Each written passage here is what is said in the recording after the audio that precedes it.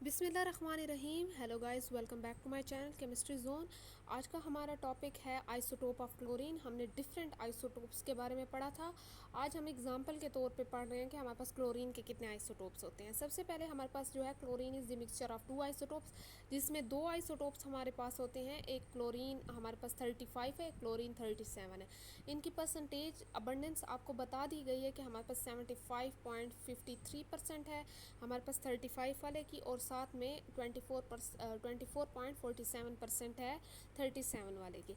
Structure की अगर बात करें तो वो कहते हैं कि आपको पता है कि हमारे पास जो एटॉमिक नंबर है क्लोरीन का वो है 17, तो इनका हमारे पास मास नंबर 35 और 37 आएगा। क्योंकि हमारे पास नंबर ऑफ न्यूट्रॉन का डिफरेंस आ रहा है तो हम मास नंबर निकालेंगे तो ऑब्वियसली हमारे पास डिफरेंट आएगा। Therefore each isotope have 17 extra nuclear electron, तो उनके इलेक्ट्रॉन कितने होंगे आपके पास? 17 होंगे, 17 प्रोटॉन्स होंगे।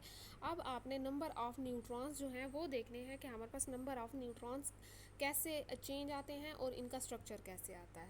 यहाँ पे देखें कि आपके पास जो है फार्मूला क्या होता है न्यूट्रॉन को फाइंड करने का, ए माइनस जेड होता है। आपके पास ए जो है वो एटॉमिक मास है। एटॉमिक मास हमारे पास प्रोटॉन और न्यूट्रॉन को प्लस करके आता है, ठीक है। और जेड जो है वो एटॉमिक नंबर है, जो सिर्फ नंबर ऑफ प्रोटॉन्स है। नंबर ऑफ प्रोटॉन हमारे पास 17 थे। हमारे पास जो एटॉमिक मास था वो 35 था। तो आपके पास फार्मूले के हिसाब से 18 न्यूट्रॉन आ गए हैं, ठीक है। अब 37 वाले को देखो तो आपके पास 37 और उससे माइनस करेंगे z मीन्स के प्रोटॉन या एटॉमिक नंबर से, तो आपके पास 20 आ जाएंगे न्यूट्रॉन्स। अब आपके पास जो है पिक्टोरियली हम देखते हैं कि हमारे पास क्या चीज़ है, क्लोरीन के आइसोटोप्स बनते कैसे हैं, ठीक है। यहाँ पे देखें कि आपके पास जो है 17 प्रोटॉन है, फर्स्ट 35 क्लोरीन 30। यहाँ पे सी सिर्फ लिखा हुआ है, आप साथ में एल लगा दें। ऊपर भी सिर्फ सी लिखा हुआ है, आप साथ में एल लगा दें, क्योंकि यहाँ पे जो है ये कार्बन बन जाएगा। सी एल मीन्स के क्लोरीन हो जाएगा, ठीक है। तो ये थोड़ी छोटी सी मिस्टेक थी, इसे खुद ठीक कर लें। आपके पास जो है सी लिखा हुआ है तो इसके आगे एल लगा लें, क्योंकि ये क्लोरीन होगा वरना ये कार्बन हो जाएगा। तो आपके पास जो है ये 30 क्लोरीन 35 और क्लोरीन 37 का आपके पास वो लगा हुआ है। यहाँ पे देखें कि आपके पास जो है आउटर मोस्ट शेल में आपके पास 7 इलेक्ट्रॉन्स हैं, यहाँ भी 7 है, लेकिन यहाँ पे हर चीज़ सेम है। 17 प्रोटॉन्स है, उसके भी 17 है। मीन्स कि आपके पास जो डिफरेंस आ रहा है वो नंबर ऑफ न्यूट्रॉन में आ रहा है। पहले वाले में 18 न्यूट्रॉन आ रहे हैं, दूसरे वाले में 20 न्यूट्रॉन आ रहे हैं, ठीक है जी। तो ये इसका पिक्टोरियल ही है। आपके पास सिर्फ डिफरेंस किस चीज़ में आएगा? न्यूट्रॉन में आएगा, क्योंकि हमारे पास न्यूट्रॉन का डिफरेंस या मास नंबर का डिफरेंस ही आइसोटोप की वजह बनता है। यहाँ पे देखिए कि आपके पास यूरेनियम है, इसके आइसोटोप्स की एग्जांपल दी गई, बताया गया कि इसमें कितने आइसोटोप्स होते हैं। ये चीज़ बड़ी इंपॉर्टेंट है, क्योंकि ये कहीं ना कहीं आपको आगे फिजन फ्यूजन इन रिएक्शन में भी पढ़ना पड़ेगा। इसके मेनली 3 आइसोटोप्स होते हैं, दैट इज़ यूरेनियम 238 है, यूरेनियम 235 और यूरेनियम 234 है, ठीक है। 92 आपके पास प्रोटॉन होंगे, प्रोटॉन नंबर हो जाएंगे, मीन्स कि आपके पास एटॉमिक नंबर हो जाएगा। अब आपके पास जो नेचुरल अकरिंग है वो आपके पास होता है 238 वाला, ठीक है।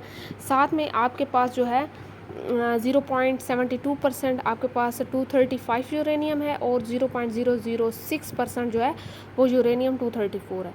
ये हमारे पास जो सबसे ज़्यादा इंपॉर्टेंट है, ये एटॉमिक रिएक्शन में आप जहाँ जहाँ भी जाएं या जहाँ भी पढ़ेंगे तो ये आपके पास यही यूरेनियम जो है इनके आइसोटोप्स का ही इस्तेमाल होगा। अगर इसकी पिक्टोरियल पिक्चर देखें आप लोग तो पहले वाले में यहाँ पे इनका स्ट्रक्चर बनाना मुश्किल हो गया था, क्योंकि इनका 92 इलेक्ट्रॉन्स हैं, तो 92 इलेक्ट्रॉन के शेल बनाना मुश्किल था। तो मैंने सिर्फ वैलेंस शेल को दिखाया है। साथ में देखें कि आपके पास 92 प्रोटॉन सब में है, ठीक है। पहले वाला आपके 238 वाला है, जिसमें हमारे पास 92 प्रोटॉन्स हैं, साथ में 145 न्यूट्रॉन्स हैं। न्यूट्रॉन्स मैंने उसी फार्मूले से निकाले हैं जैसे आपने निकाले थे पिछले जो जितने भी हैं ए माइनस जेड से, तो ये सारे हैं। और ये हमारे पास अगला वाला क्या चीज़ है कि 92 प्रोटॉन्स हैं लेकिन 143 न्यूट्रॉन्स हैं, उसी फार्मूले से निकालें। साथ में 92 सबके इलेक्ट्रॉन्स हैं। मैंने ये 92 इलेक्ट्रॉन्स इसलिए लिखा है कि शेल बनाना मुश्किल था।